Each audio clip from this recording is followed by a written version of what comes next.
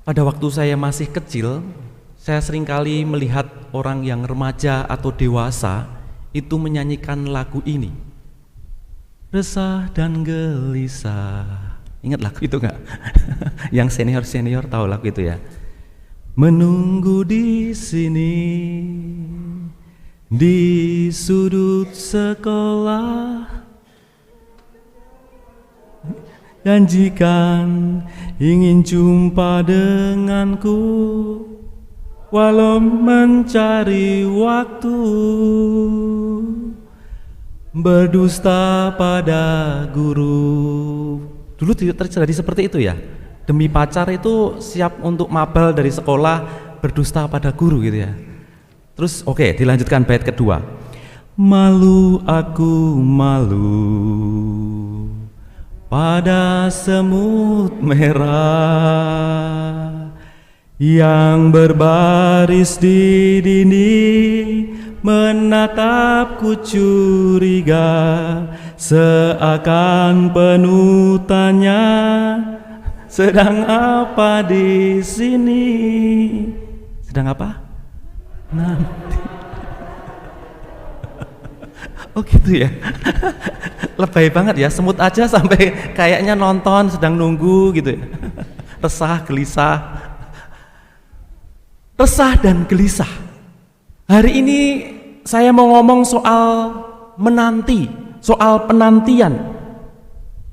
Bahwa menunggu, menanti itu situasi dan suasana yang dibangun itu seperti apa? Kalau tadi dibayangkan menunggu dan menanti pacar, kalau sudah punya suami ya menanti orang sambuan spesial lah, sahabat kita. Itu gimana sih rasanya? Apa sih yang kemudian disiapkan? Apa yang kemudian dilakukan? Mungkin ada banyak hal yang kemudian dilakukan. Misalnya berpakaian sebaik-baiknya, sepantas-pantasnya, atau kalau perlu make up yang tebal, tidak hanya sekali lapis, tapi berapa lapis? 3 lapis kayak masker. Ratusan. Mungkin kita perlu ke salon gitu ya, karena orang yang akan datang ini spesial, yang akan datang ini luar biasa, maka tidak main-main. Saya menunggu kemudian menyiapkan diri sebaik-baiknya, berpakaian yang pantas, kemudian yang biasa jarang mandi mulai mandi gitu ya. Terus kemudian juga mematut diri, mungkin yang wanita bermake up dan sebagainya. Dan kemudian kalau nggak datang itu juga rasanya tadi digambarkan dalam lagu tadi ya. Judulnya lagunya apa sih? Resah dan gelisah. Oh, lagunya resah dan gelisah. Oh, jadi orang-orang dulu itu sering resah dan gelisah. Orang yang menunggu itu rasanya menanti sesuatu tuh resah dan gelisah. Ada sesuatu yang kemudian kok belum datang ya.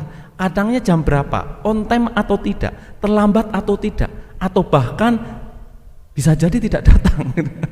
Itu makin gelisah lagi gitu. Atau makin jadi kecewa.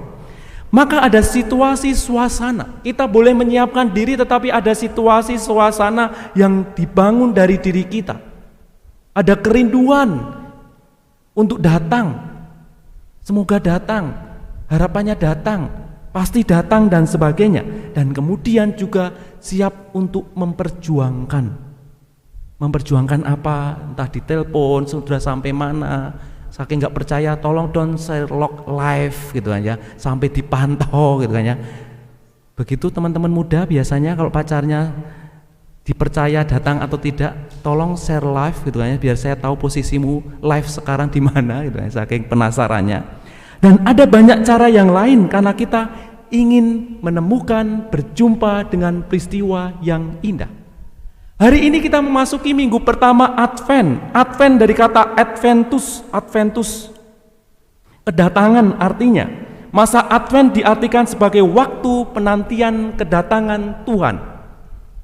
Bukan parusia, kalau parusia itu kedatangan Tuhan yang kedua atau kiamat atau zaman akhir Yesus datang untuk kedua kali. Tetapi kalau Advent ini kita memperingati kedatangan Tuhan ke dunia ini dalam kelahirannya, kehadirannya di dunia. Kedatangan Tuhan yang membawa kedamaian, kedatangan Tuhan yang membawa sukacita kepada kita semua yang kita rayakan dalam Natal. Maka bacaan hari ini kita melihat bagaimana Yeremia menegaskan bahwa Tuhan akan memenuhi janjinya untuk membawa ketentraman bagi umatnya. Ketentraman terwujud dengan kedatangan Al-Masih. Bahkan kemudian dalam Injil Lukas digambarkan akan tampak tanda-tanda pada matahari, pada bulan dan bintang dan pada bumi. Bangsa-bangsa di bumi akan ketakutan dan bingung menghadapi deru dan gelora laut. Orang akan mati ketakutan karena cemas berhubung dengan segala sesuatu yang menimpa bumi itu. Pada waktu itu orang akan melihat Anak Manusia datang dalam awan dengan segala kekuasaan dan kemuliaannya. Kalimatnya sepertinya menakutkan, tetapi kalau kemudian kita hayati, ini adalah kabar sukacita. Karena keselamatan akan datang, keselamatan yang kita nantikan itu akan hadir. Kita diciptakan Allah untuk bertemu dengan Dia yang telah menciptakan kita menurut citranya sendiri. Maka kita pada hakikatnya hidup kita adalah penantian yang panjang. Kita sedang menanti kehadiran Tuhan dalam suasana sukacita. Kita harapannya berjumpa dengan Tuhan dan menerima keselamatan. Sebab itu, maka dari itu kita diajak sebagai orang beriman untuk menyiapkan diri sebagai orang-orang yang menanti pacar yang mau datang saja. Kita menyiapkan diri, atau kalau pacarnya datang mau bertandang ke rumah, mau kenalan dengan calon mertua, biasa-biasa saja atau tidak, atau mempersiapkan diri? Pasti mempersiapkan diri. Maka kita kedatangan tamu yang sangat istimewa, yakni Yesus sendiri, Tuhan kita. Maka kita pun menyiapkan diri. Maka saya mengajak Anda sekalian, lewat bacaan-bacaan hari ini kita diajak untuk menyiapkan 3 hal dalam diri kita. MSM, supaya mudah, bukan LSM ya, bukan LSM, tapi MSM. M yang pertama, memperbaiki diri, mematut diri, pertobatan. Maka kasula ketika masa Advent ini warnanya, bukan enggak buta warna ya berarti ya, ungu ya. Ungu itu menjadi tanda pertobatan, ungu itu tanda bergabung. Maka kita diajak untuk bertobat di dalam masa Advent ini, bahwa diri kita itu seringkali melakukan tindakan salah dan dosa. Kadangkala kita itu mementingkan diri, ego kita itu kuat sekali, padahal ada banyak kebaikan yang harus kita perjuangkan untuk banyak orang. Jangan sampai kita mengorbankan banyak orang hanya untuk kepentingan diri. Yesus datang ke dunia untuk menyelamatkan banyak orang. Kalau dia egois, maka dia akan di surga terus ngapain? Ngurusin manusia yang tidak tahu diuntung, dibela-belain, seringkali masih jatuh dalam dosa. Tetapi Allah kita tidak egois. Kita diajak untuk menjadi pribadi yang tidak egois. Maka mari kita memperbaiki diri, membangun pertobatan selama masa Advent ini, sehingga kita makin pantas untuk menyambut kehadirannya. S yang kedua, sikap mau menghadapi dan ada harapan dalam cobaan. Kita diingatkan, jagalah dirimu, jangan sampai hatimu syarat dengan pesta pora, seperti yang diungkapkan dalam Injil Lukas tadi, dan kemabukan, serta kepentingan-kepentingan duniawi. Berjaga-jagalah senantiasa.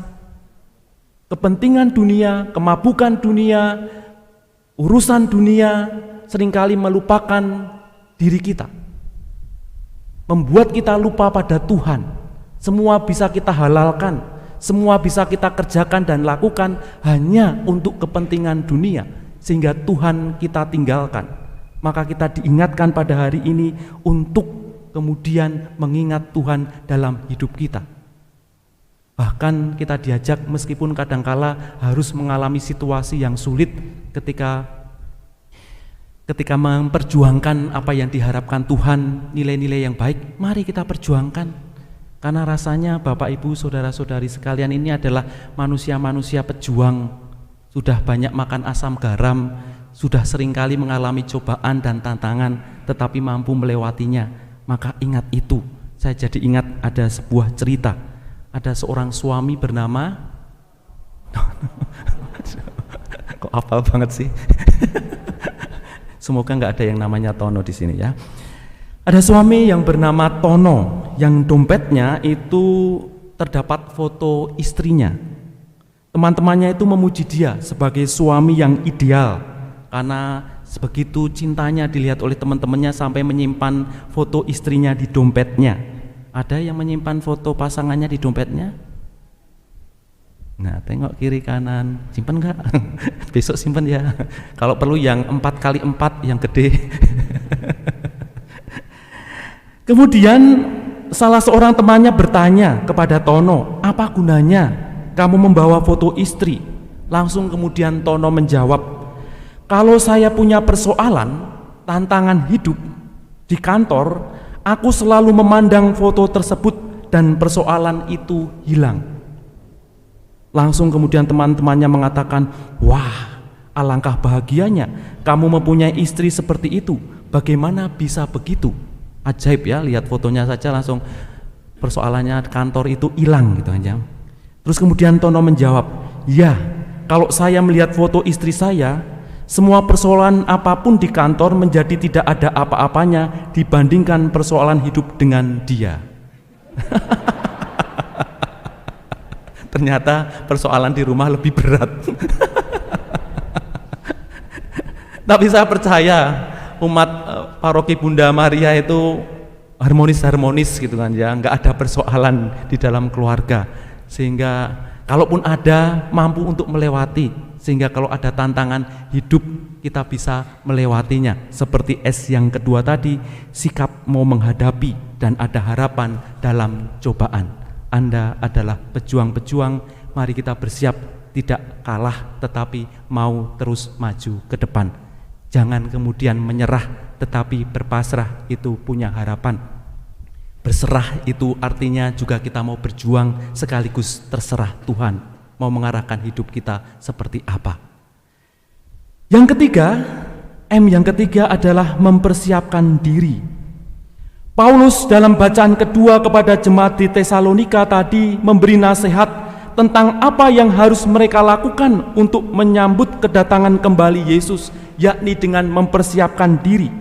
Pertama, bertambah-tambah dan berkelimpahan dalam kasih seorang terhadap yang lain. Mempersiapkan diri juga tidak hanya mementingkan diri tetapi mau peduli pada yang lain, bagaimana kasih kita terhadap sesama yang lain.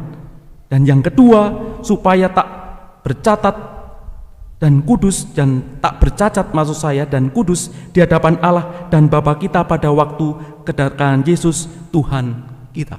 Kita diajak oleh Paulus untuk menguduskan diri, memurnikan diri terus-menerus. Jangan takut untuk menjadi kudus. Pernah ada seorang muda yang bertanya kepada saya, Romo, gimana ya untuk memperjuangkan yang baik? Saya itu malu Romo kalau memperjuangkan yang baik, karena seringkali dikatain sok jadi malaikat, sok kudus dan sebagainya. Saya langsung mengatakan, loh, hidup kita itu memang dipanggil untuk menjadi kudus. Kenapa takut untuk melakukan yang baik? Kalau begitu kita mendingan jadi setan saja, berani untuk melakukan yang jelek tetapi tidak berani untuk melakukan yang baik. Kenapa harus malu dan takut untuk melakukan yang benar dan yang baik? Maka mari kita upayakan hidup kita menjadi yang pertama tadi ingatkan oleh Paulus, berani memperhatikan sesama dan memperjuangkan kebaikan dan kebenaran. Tidak takut untuk dikatakan sok jadi malaikat, tidak takut untuk dikatakan sebagai sok kudus, karena memang arah hidup kita menjadi suci. Kemuliaan kepada Bapa dan Putra dan Roh Kudus.